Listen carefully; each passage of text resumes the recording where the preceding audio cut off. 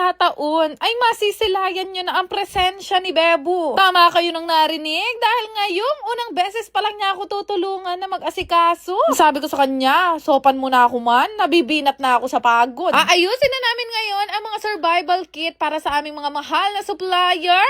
Naksyuta! For today's ganap nga, nung magising ako, dumiretso na ako sa CR para makapaghilamos. Marami pa rin hindi nakakaalam sa routine ko. Kapag tapos na ako gumamit ng Red Job, itong S&J Botox Facial Wash ang ginagawa kong panghilamos sa araw-araw. Walang pamamalat, walang pangahapdi, at walang masakit na mararamdaman. Sobrang lakas niya maka-fresh at makapagpalambot ng skin. Meron din niyang pa-tightening effect after nyo gamitin. Lagi itong sold out sa market, kaya kung meron ba kayong makikitang link sa comment section, bumili na kayo at mag-hoard. Pagkatapos kong gawin ang orasyon ko sa umaga, bumaba na rin naman ako at nagluto nga ako nitong bistek na bangus. Ilang araw nang nire-request sa akin yan ni Bebo, manibat nung nagpunta kami ng Tagaytay at hindi kami naka-order. So yan ang lihi niya ngayon. Pagkatapos ko magluto, magre-restock na ako ng Shepu Apu dahil wala na nga ako doon. Hanggat hindi ako nakakasal, gusto ko ma-maintain ang marami kong butong nakalabas sa katawan ngayon.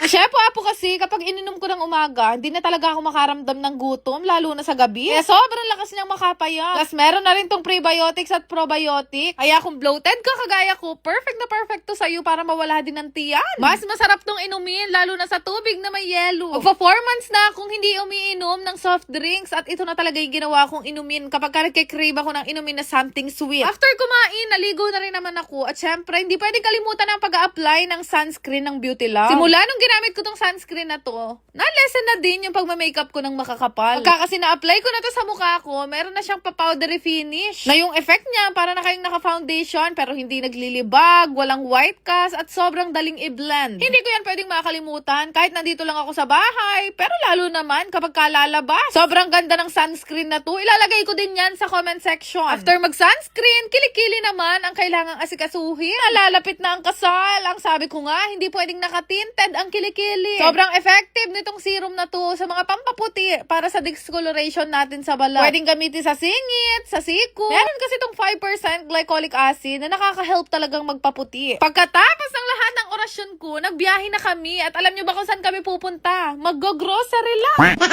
Ganon karami ang orasyon ko sa araw-araw. Wala na rin kasi kaming makain. Ultimo mga sardinas namin, nagkanda ubusan na. Diyos ko, nangayayat kaming lahat. Abe, kahit pansit canton, wala kang makakalkal. Ang sabi nga ni Bebo, naksyuta, mas nauna mo pang nabili ang Shepu Apu kaysa sa pagkain natin. Yun ang tinatawag na priority. Nabalo yung priority.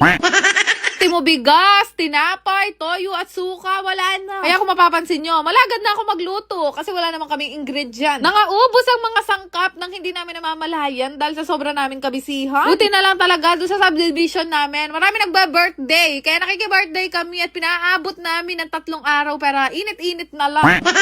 O nag-grocery lang kami baka may magsabi na naman dyan, bigla kaming yumaman. Ay nako, may mga tao talagang bawal gumanda ang buhay mo, anak suta.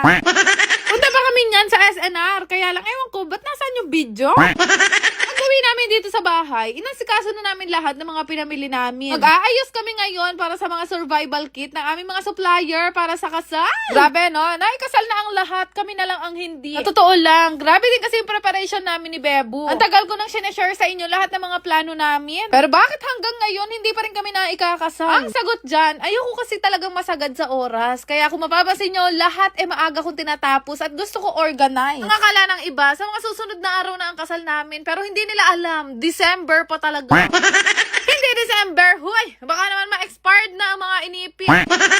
Talagang ganyan lang ako magplano. Sobrang agap ko, ewan ko ba? Alam nyo, akala nga ng Silvestres or yung event planner namin, kami yung pinakamalelate, masasagad, or magagagad sa oras. Pero ang sabi niya, World Guinness Record daw kaming dalawa ni Bebo kasi kami ang pinakamaagang natapos ng mga brides and grooms sa lahat ng requirement, lahat ng need tapusin at need bilhin. Aaminin ko na sa inyo, March pa lang, tapos na ako mag-prepare. Kaya March pa lang, yung bahay namin punong-puno na ng gamit ng mga pangkasal. Pero anyway, mabalik tayo dito sa ginagawa namin. Sa mga hindi nakakaalam kung ano nga ba ang survival kit, ito yung mga pagkain na pwedeng kainin or makukot ng mga supplier habang hindi pa sila kumakain. Di ba meron naman tayong tinatawag na crew meal? Iba pa to sa crew meal. Ito ay parang pagka nagugutom na sila pero wala pang pagkain or wala pa yung crew meal, meron silang maiinom at makakain. Sobrang dami naming supplier, guys. Siguro nasa 80 pataas, kaya napakarami din namin ginawa. Minake sure namin ni Bebo na lahat ng suppliers ay makakakuha nito. O nagtulungan na kami dahil marami kaming ilalagay. Andito nga si Ditchi, of course si Bebo. For the first time napilit ko siya, anak shoota.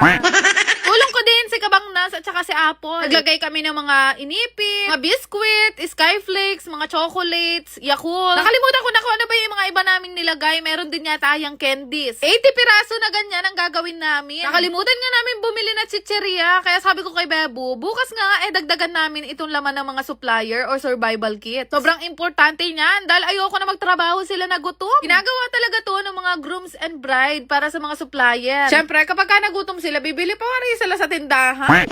Diba ang mga pinanood namin, nakikita ko yung mga supplier nila nasa mga 30 pieces lang. Pero kami, sandamukal talaga. Umabot ng 80 tao ang bibigyan namin. Ganon, karami ang supplier namin para sa kasal. Ultimo kasi yung mga kaliit-liitan ng mga magsusupply or mga supplier namin, isinama pa rin namin sa bilang. Alam nyo ba, medyo nahihiya nga kami kasi nakalimutan namin gumawa ng ganito nung nag-prenup kami ni Bebo. Kaya sa mga future bride and groom, wag na wag nyong kakalimutan ha. Kakaya din kasi dahil pagod sila, tapos wala ka mai-offer na inumin o pagkain. Para din sa mismong araw ng kasal, wala na kayo masyadong iintindihin. Ipack nyo na ng kagaya ng ganito para bigay na lang ng bigay or kuha na lang sila ng kuha. Na din namin to ginawa, kaya anong oras na rin to? Nagtulong-tulong na kaming 6 dito para matapos kami ng maaga. Grabe no? Sobrang nakakakabad, nakaka-excite. Naaalala ko pa lahat ng mga maliliit na details na kailangan pa namin gawin ni Bebo. Para syempre, wala kami makalimutan at hindi kami ma-stress kapag ilang araw na lang, kasal na namin. Ito na lahat yung mga nagawa naming survival kit para sa mga suppliers. Hindi pa nga nagsidatingan yung mga balikbayan box na pinag-order namin. Kaya sa ngayon, dito muna namin nakahon ilalagay. Nakakatuwa lang, paunti-unti. Patapos na lang talaga.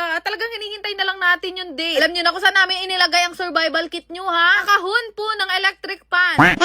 Yun lang naman ang ganap namin ngayong araw. At bukas, meron na naman ako panibagong kwento sa inyo. Anak shoota! Yun lang naman. Salamat! Totoo ang chismis na mamimigay ako ng brand new iPhone. Dali lang naman manalo ng iPhone sa akin. Basta lagi ka nakashare sa video na to at sumusunod ka kung anong nakalagay sa comment section ko. Kaya kung gusto mong manalo, i-check mo ang comment section.